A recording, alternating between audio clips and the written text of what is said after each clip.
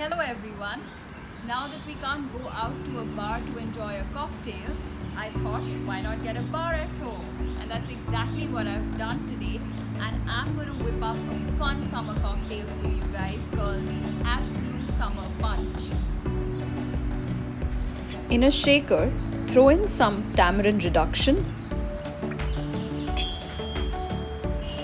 lime cordial,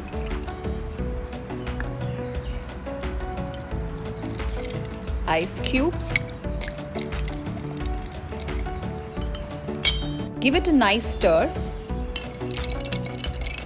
and add the mandarin flavored vodka to it.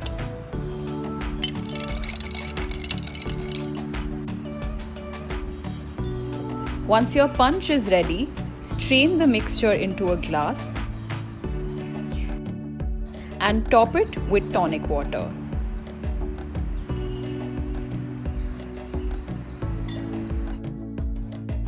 Don't forget to line and rim your glass with some chili and sugar.